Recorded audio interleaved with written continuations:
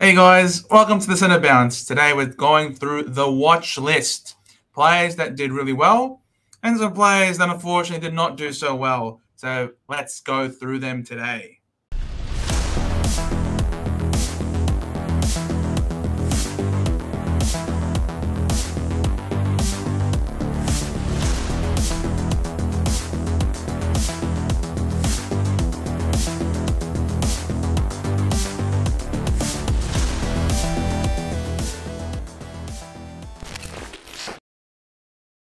Week 1, Big J, done and dusted. We've had some real games. We're on top of the ladder where we belong. How do you think this round went? A lot of people got messed up by their starting teams, but that's why we're here. We're going to look through all the players people should bring into their sides, but also some ones that, hey, maybe need to start looking at getting on the chopping block as well. Correct. So we're going to go through some stats. We're going to go through some heat maps. We're going to go through 13 players today, one by one, and we will start with Mr. Will Setterfield. We're going to go with this guy is an absolute gun of a man, brought across from Carlton, fills a need for us, and he worked his way into the game fairly slowly. He ended up with 99 Supercoach points. Now, if you don't know what this website is by now, you have been living under a rock. This is DFS Australia. They have absolutely been killing it. This is the best website for all the stats that you could possibly need. Yeah, mate. So and it's pretty interesting too, looking at kind of his profiles, I guess, along the way. You forget how many teams Will Setterfield kind of has been playing at. Obviously, he looks a lot happier at Essendon than he did at Carlton from the pictures. Yeah, so you got to be careful when it comes to pictures. People are very quick to jump on and be like, "Oh, he looked happier here." You would know all about it with the Fremantle recruits. Oh, they looked happier at Fremantle. He's done well. He's found a spot for himself. Well. Pretty happy. Absolutely, 99 Supercoach, 77% time on ground. And the big ticket here was that he had 74% of CBAs. And this is really consistent, I think, with what we've been seeing and what we've been talking about in the preseason, that he's going to have his role in there, especially if we're up against big-bodied mids. And obviously, when you've got the likes of Newcomb in there, he's a very big boy. Very often, Setterfield was matched up on there. He did a great job. 10 marks, presented around the ground, 6 tackles, brought that pressure that our other midfielders simply don't apply regularly. So Setterfield did a great job as well. Gathered the ball, 25 disposals. Are you happy with this pick? You think he's viable, Big J? For the price, I definitely think so. I think there's probably a few guys around that level, around that price that everyone's considering. Just shy of 350k, right? So he should, if he's going to score 99s, he'll get up to about 550. 500, 550. So, yeah, I mean, look at that heat map, right? That's what you want from that type of player. Someone who brings the ball forward, who's covering a lot of ground as well, not just stuck in one position like we'll see from some other players today. Correct. That ability to, he was attended, as we saw, he attended 74% of the CBAs, but he's also worked back into defense to help out in the back line, present as an option, as a kick from a kick out from a defender, and very rarely took some marks around this part of the ground and helped initiate scoring chains. So this is a very good heat map, something consistent with what the coaches have been saying. So for all of the Setterfield owners out there, the Setter GOAT, as the boys at Supercoach Insider like to say, he's very good. So definitely keep an eye on him. We'll move on to the next player, Big J. Yep. Go for it. The one that you've got in your side, right? Oh, man. Yep. He's my boy. Like, people were holding off him. People were just like, yeah, nah, let's not get him in. You know, he's not going to be that good, blah, blah, blah, blah, blah. We saw he scored 100. Even on the weekend when he was a bit slow to start, there's a few times in that game where the kid was going, you know, running through the middle, handballed or kicked off, kept running, kept going, picked it up again, and then, boy, oh boy. I think, obviously, with Kelly and a couple of others from that midfield going down, he might have got a little bit bigger, but I don't think his role is actually that dependent on it. He's locked into the wing, and for his price, you're expecting 80s or 90s, and I think that it's very, very achievable for him, as we see there, locked into the wing. The only thing that was hurting Callaghan a little bit that game was the fact that the ball was actually on the other side of the field. So go back to the heat map for a sec. The ball, for example, was on the other wing, right? So he just wasn't there. He would transition up to the midfield a little bit, be ready to get the pass and be able to catch the switch, but wasn't actually there. So that's probably the only negative really with these wingers. And he's still turned up. Yeah, exactly, right? They love the ball in his hand, and it wasn't even just like, oh, Kelly went down, so he went straight to the midfield and then took all his points. No, the kid earned his points that game. He looks fantastic, really nice kick, and you can see why GWS picked him with pick 3. Yeah, 84% disposal efficiency, as you say. And yeah, it wasn't like Kelly went down and he only had 3% of CBAs. And that's, again, consistent with what Kingsley was saying in the preseason, that he's going to be primarily on a wing with a little bit of inside mid. Now, as you mentioned as well, that obviously Kelly's out with the concussion protocol and Perryman is also out. You could end up saying that this is the week where Callaghan gets a bit more than just that 3% of CBAs. And if you look at his opposition, he's got West Coast this week. So really all signs are pointing that this guy could have back-to-back tons in his system before round 3. Anyone, it's like we were just playing North Melbourne last year, grab those guys because they're going to go massive. Really feels like West Coast is in a similar position as well. Hopefully it gets fixed up for their fans' sake, but boy, oh boy, in that game, he just looked fantastic. That he did. All right, that's Callaghan. We get to the next player, and that is Mr. Warple, the Warpedo, who, I mean, you look at that, and now you're this. I love this part. It's very underrated. He's got shorter, right? I don't know how that worked out. He was taller, and then he's got short. He's not that old, right? He's not regressing in height already. Maybe he has. Maybe he has. All right. So we'll come down. We'll see how we did. As we can see here in the snapshot, he got 97 Supercoach on the weekend, which is very good because he had that mid-roll that we were all hoping that he would get, right? The heat map showed that he was in the middle of the ground, attended 77% of the CBAs, over 3/4 of them went to him. So he's up there in their mid rotations, getting a lot of the pill. So it is what you wanted to see. If you were not on Warple, again, he got the role. It was playing at the wide expansive MCG. Again, it's not the best midfield in the comp, but he only had 69% disposal efficiency, which is actually by his standards quite good. It's interesting. He was one that I was contemplating bringing into my side to start this year, and maybe over a Hopper or someone else who we'll talk about in a little bit might have been a better choice there. But there was always that talk of, his preseason game was like the best game he's ever had. Can he keep up with the scoring? Can he keep going? That kind of thing. I mean, this game here, 97 points is pretty close to 100. So for that points and that price, we can't pull up break evens yet because obviously it's not the third game into the season, but he's going to make a lot of money similar to Satterfield.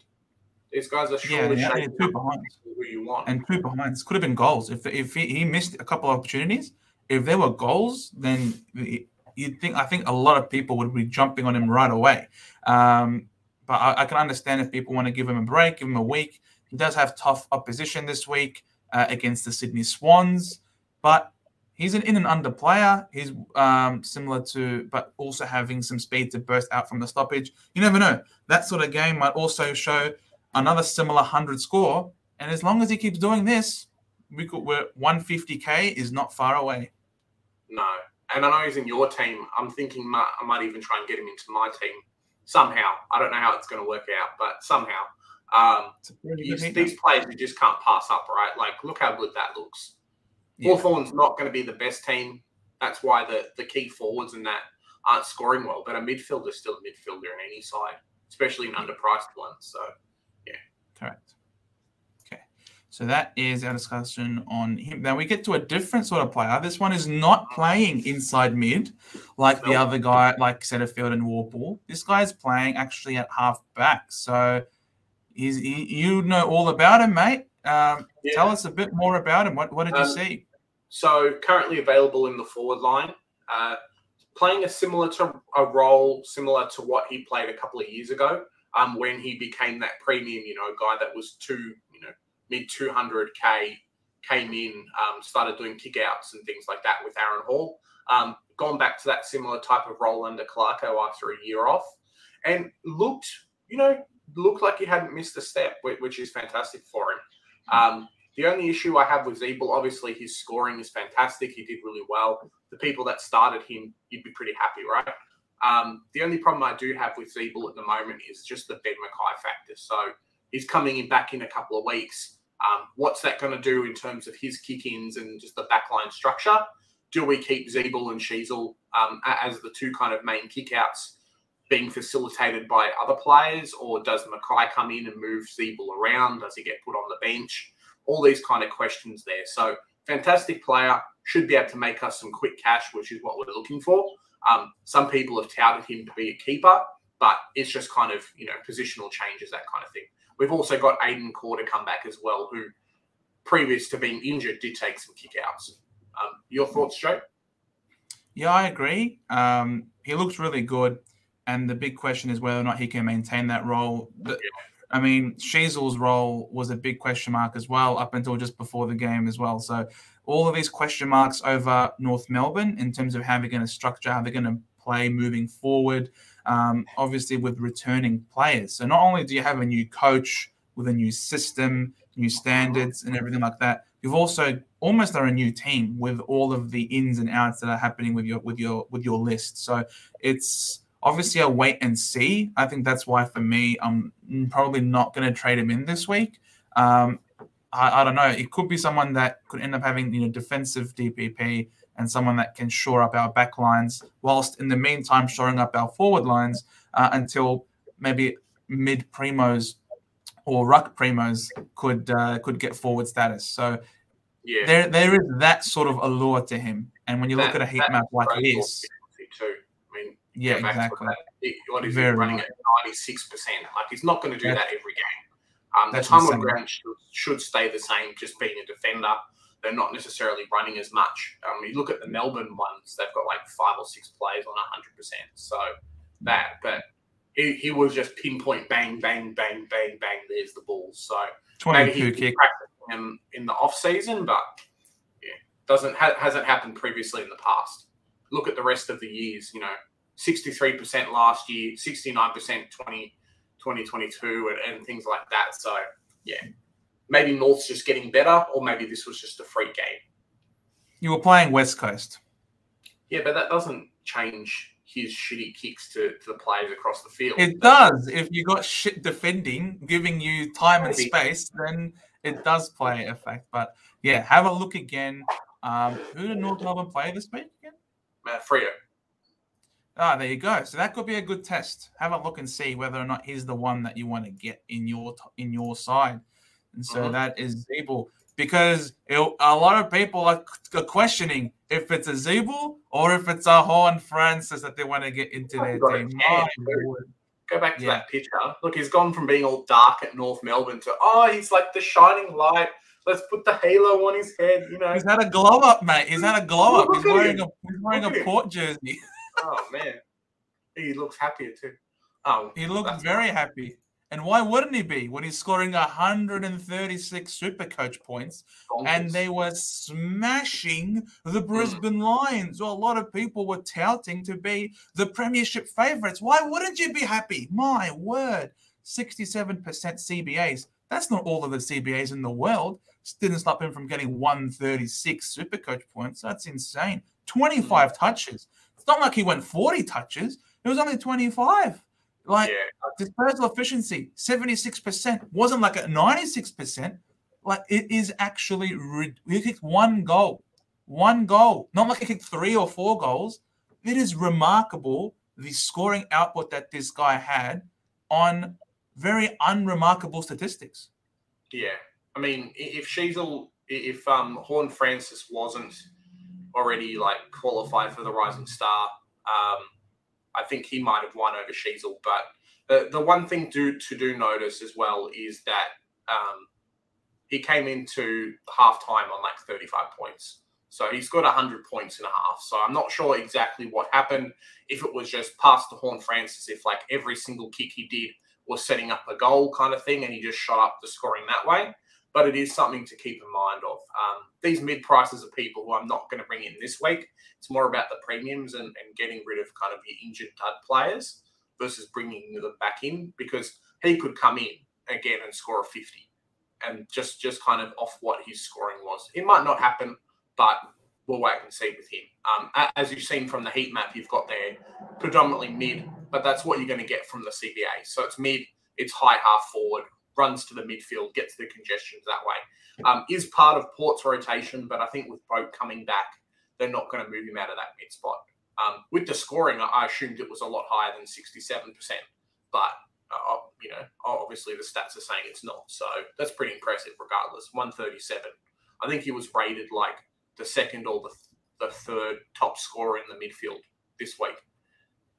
And he's cheaper than Zeeble, and he's got DPP already. You know what I mean? Like, it's... I'm also not going to get him in this week. This is 100%, without a doubt, the best game he's ever played in his life. At home against, then again, it was against really tough opposition. I'd love to see how he does this week. Big stage, MCG versus Collingwood, massive supporter base that are going to be booing them and really rooting for their team, as opposed to playing at home where he's got all of the love and support and adulation. So, and Brisbane, I think Brisbane didn't come in 100% ready to go. I think they had believed the preseason hype that they were really going to win and they were clearly the best team. I think that loss to Port might have been the best thing that happened to them all year. We should see a bounce back, but my word, keep an eye on Horne-Francis, guys. He could be in our sides next week. I think a lot of us had Brisbane penciled for the win anyway, so it's pretty crazy. Yeah, Port won. Exactly. We get to Fife. And what's crazy, apart from this the journey, 2019. Look at that picture, Christ! I want to zoom into standing really far back, like during the Oh no, they're all gone. I've zoomed in too much. Yeah, I think he was standing really far back that year. Christ, look at that. It's like, get away from the camera, man. 2018, he looked like Ruckman. 2019, he's come in and he looks like a small forward. So, I don't know. Yeah, but I think the real outlier was 2022. Yeah? Yeah. That was midlife crisis. That was channeling his inner Joe, getting a goatee going. Stay away from that, mate. Stay away from it.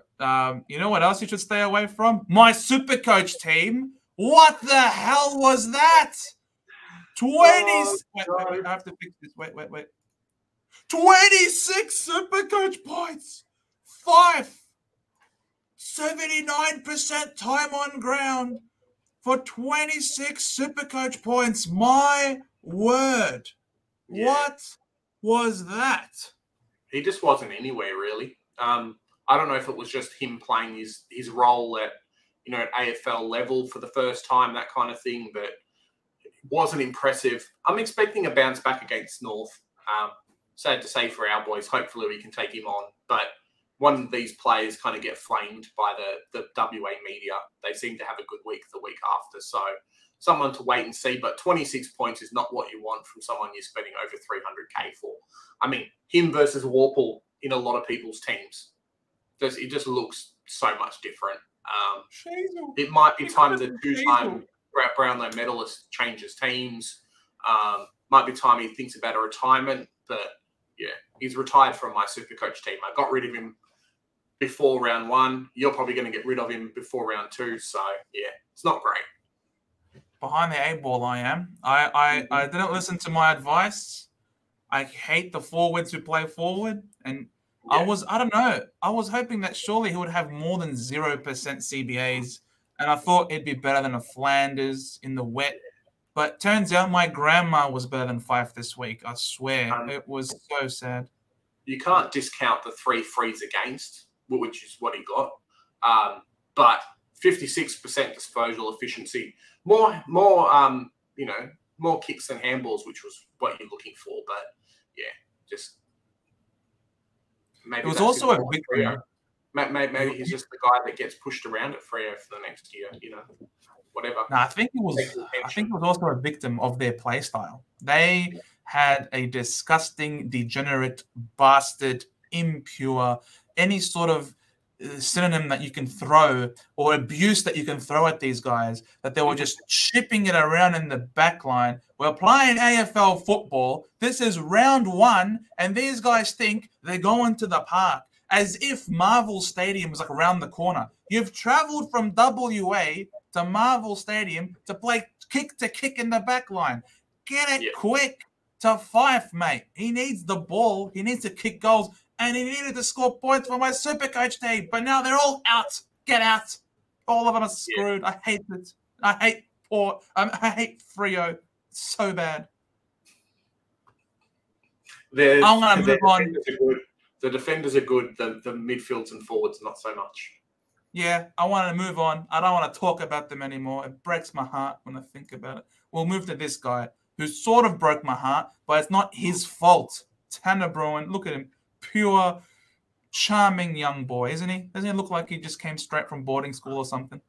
I remember when he got drafted and the greasy look that he had on his face was just like, oh, I have to give up my girlfriend, give up my house, just bought a car, got a new dog. I'm just like, oh, stuck in Sydney for the next 2 years. Get me out of here. Obviously, as we see now, he's back in, I guess you can call it Melbourne, but it's in Geelong. He looks happier, but his stats don't really reflect it as much. Well, he looked happier to join the team, but I don't know if Chris Scott is as happy as he is, to be honest, because he's sort of screwed with him quite a bit. This heat map looked good because that's where all of his disposals were in the beginning. But then he was moved to here, and he never touched it. Maybe once he touched it, and it was a turnover. Very sad. 64% time on ground. I had him in my team. He's now out of my team as per my my team review video a couple of days ago. But yeah, I don't know if it's just he's a young kid. Obviously, it's like 3rd year in the AFL. Maybe it's just the young kid syndrome. Doesn't have the tank yet to play out a full game. But it doesn't look good. 64%, as you say, and then 47% disposal efficiency as well. Seems like one of those players, even in the preseason game, something I noted where he'd just get the bomb and bomb it forward. Like the congestion, he was good, but actually passing, didn't really work out as much. So when he's not around the ball, he can't get it, which isn't really great for Supercoach because he can't be on the ball all the time. Yeah, think of a young second-year, not so big version of Taranto. This guy is like someone that is. He has to be on the ball, get the ball, bomb it forward, move, gain territory. An outside game is just not there. And you can see he only had 2 marks in this game. You know what I mean? That just shows that he's not really presenting around the ground. And as you saw in the heat map, very congested in the middle. As soon as he's pushed out, and that was also the same way that we saw in the Pracky game. When he was on the ball, it was electric. It was great. He was getting a lot of the pill. But as soon as he was moved off the ball in his rotations and was parked up on the wing or at half forward, he was nowhere near it. And the problem is they had Parfitt as the sub.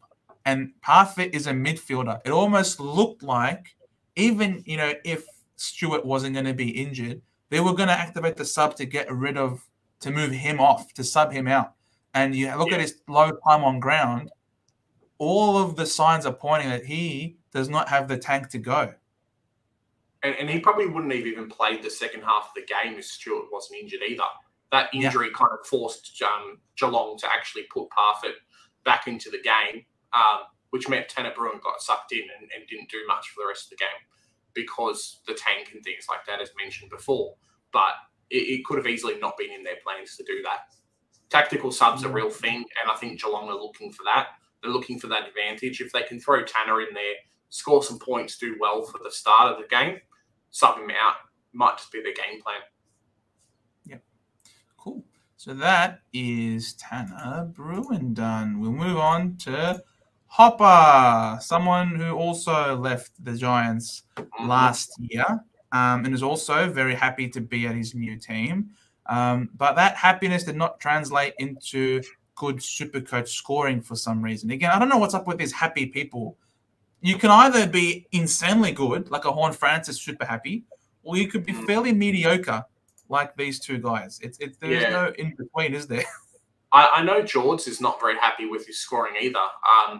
If you watch some of his videos recently, he's been talking a lot about how Hopper had been dealing with injuries the last couple of years and things like that, and now he's gone to Richmond. And it's like, well, the preseason game maybe showed us that he was over them, whereas this game definitely showed us that he wasn't. So scored well in the preseason. Everyone jumped on, thought, he's a lock for a 95.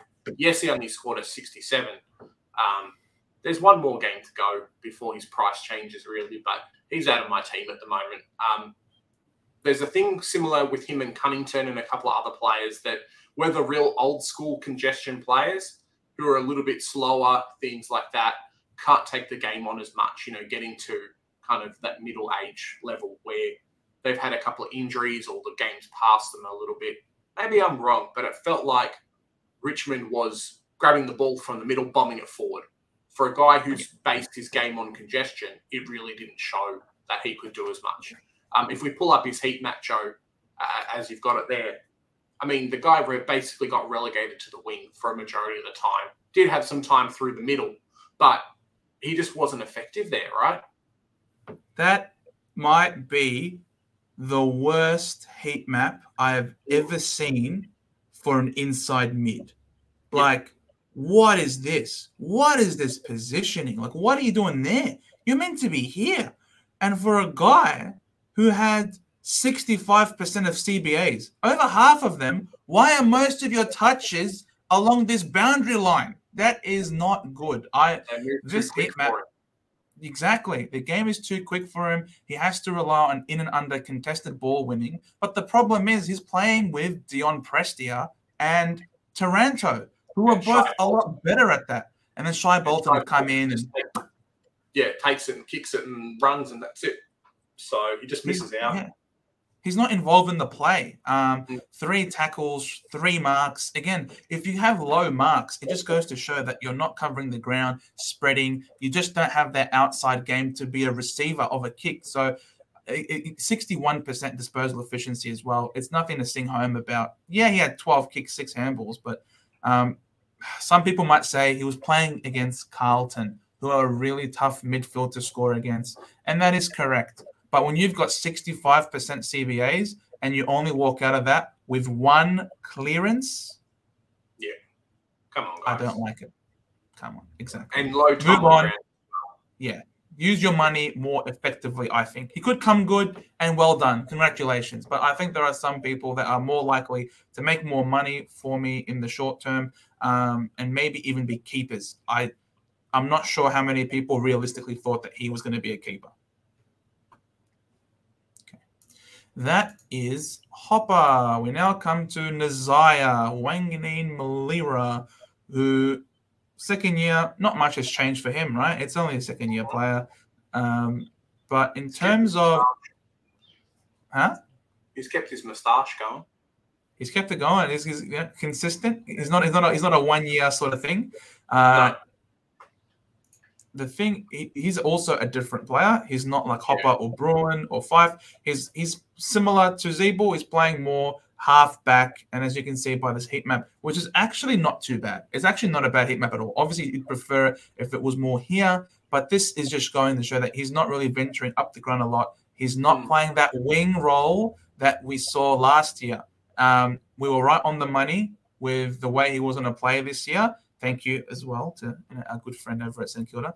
This is the sort of role that we want to see from him, and it would have been great. 17 kicks for 1 handball. He had the kick. He had kick-ins as well. He had 5 of them.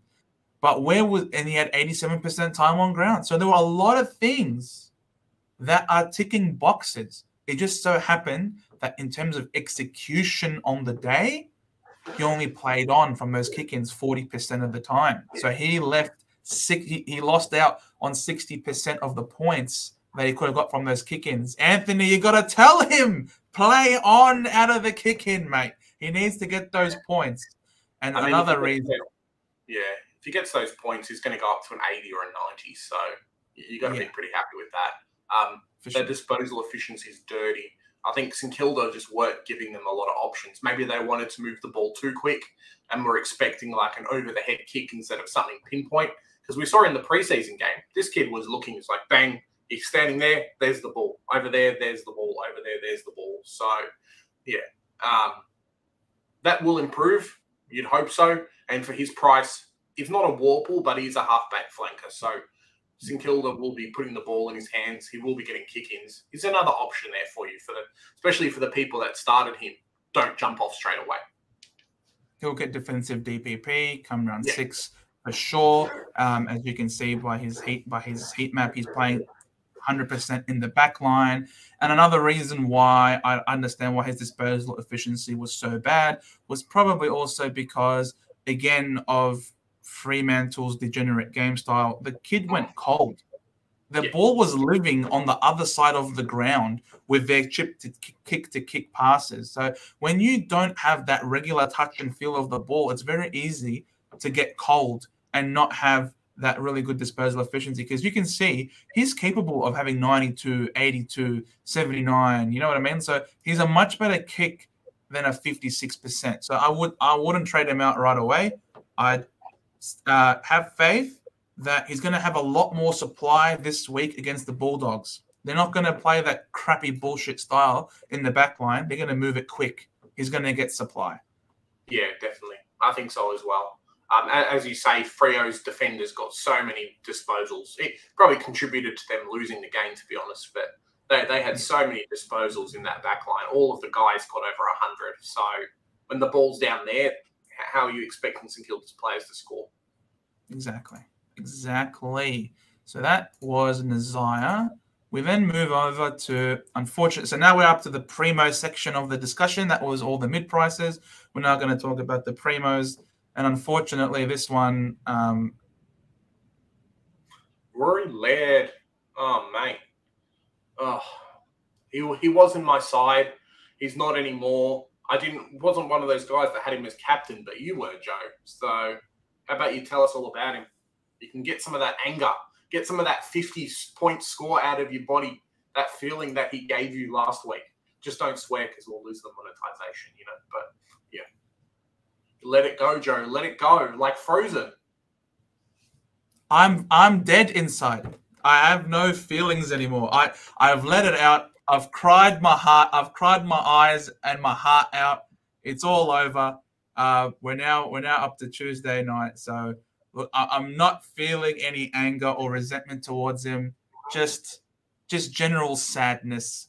But now I'm sort of looking to this week more so with hope and optimism that really was just a one-off. He's not going to give us that again. 67% disposal efficiency is in line with what he normally does. 2 marks in line with what he normally does. But where he really let himself down, this tackling. What? He is such a prolific tackler. If he's not getting the ball a million times, he's tackling. Yeah. And that just was not there. There was no run. There was no defense. It was frightening. It was frightening. And there's no way that a man of Rory Laird's stature, look at this face. You think this face will dish that off 2 weeks in a row? I refuse to believe it. I'm expecting a 140 plus from him this week. He's my vice captain. I'm holding the faith. You've jumped off. Rory, stick it up to him. Make him pay for jumping off. Make him pay, mate. I believe in you. Yeah. If you watch the game, so it wasn't even so much he was in the middle. He was in the middle, but the ball was moving. So similar to a hopper in this game, the ball was moving so quick. Barry and a few other players literally grabbed the ball, bombed it forward, had it Rochelle and Rankin there, just getting the ball. Tex Walker as well.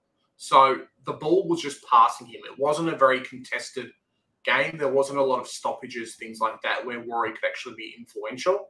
I don't know. I don't think there was as much of a tag as maybe a run with roll with him, but it was literally just Hey, balls come, it's on the ground, bang forward, that's it. Let's set up a goal. That's what it was for a majority of the game before GWS came back right at the end. But that's why his score was so poor, you know? Yeah. I don't want to talk about it anymore. That's it. I'm getting sad again. I'm getting sad again. We're gonna move on to this guy. You got rid of Laird for this little pretty boy. He is a very pretty boy. He is a very pretty boy. He goes very all right. Looks off the field, and more importantly, on the field. Talk us through him. The role that he had at Collingwood last year seems to have picked up quite a lot. I was actually expecting his heat map to show a little bit more in the back line, but obviously he's running from the middle off to the wing. I think there were a few backline things as we see there kind of at the top as well, but yeah, he hasn't missed a beat. For a guy that now is apparently going to be getting a lot of attention from a lot of clubs, I really do think, as we've spoken off air, Joe, I really do think that game against Hawthorn was the worst game for him to play for ownership for Supercoach, because everyone jumped off. They were like, he's going to get tagged. He's not as good. Finn McGuinness is a legit tag. He will hug you. He will stick on you like toilet paper coming out of the bathroom. Like he's a bad smell and the flies are going around him. Like that, you can't escape this guy, right? So the scoring wasn't there. Now a team that maybe doesn't tag as much or doesn't give that type of attention, he goes bang. The good thing about Dacos is his disposal efficiency is fantastic. His time on ground is really good for a defender and for a younger kid as well versus like a Tanner Bruin.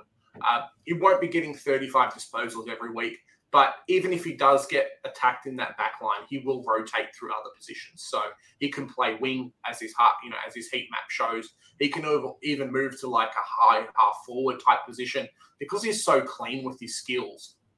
It allows him to move everywhere versus like, you try and put Himmelberg in the forward line like GWS are doing.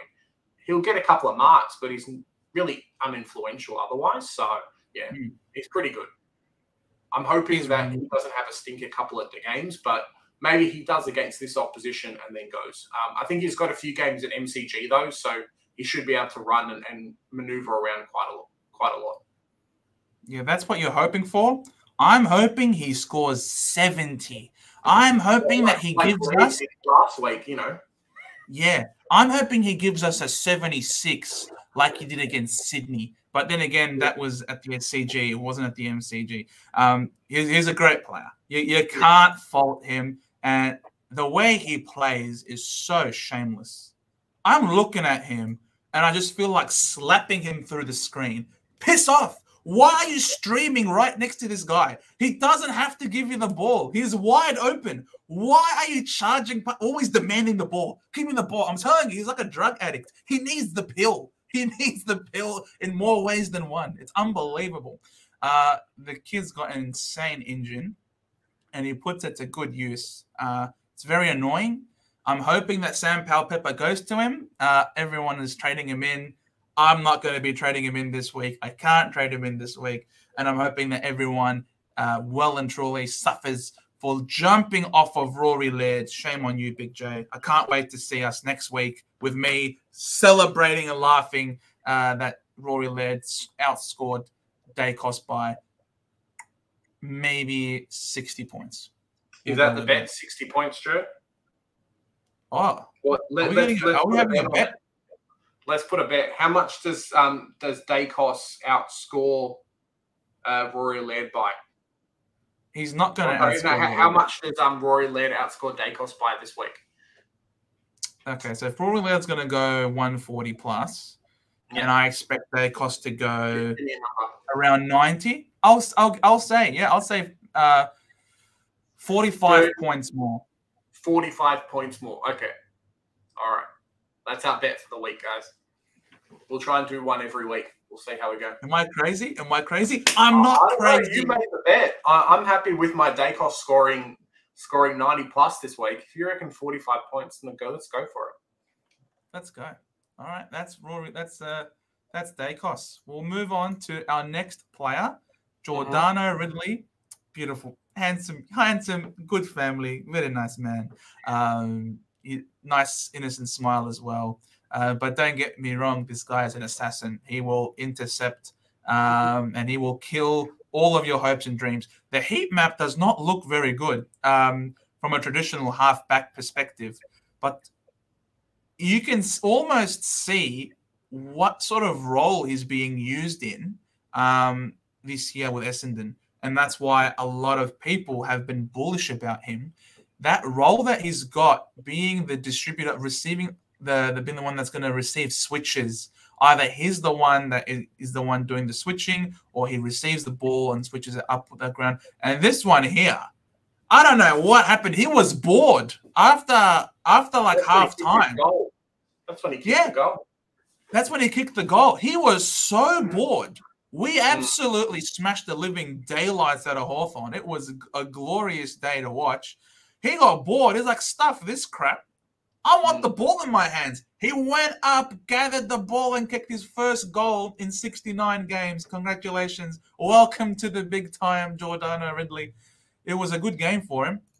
5 kick-ins, 88% time on ground for 107 Supercoach points, 20 disposals, and 95% disposal efficiency. Like I said, though, he was bored. Like, the majority of these points that he scored was in the first half, when the game was sort of like first quarter and a half, the game was there. In the back half of the first half, in the last maybe 15 or so minutes, we really started to gain.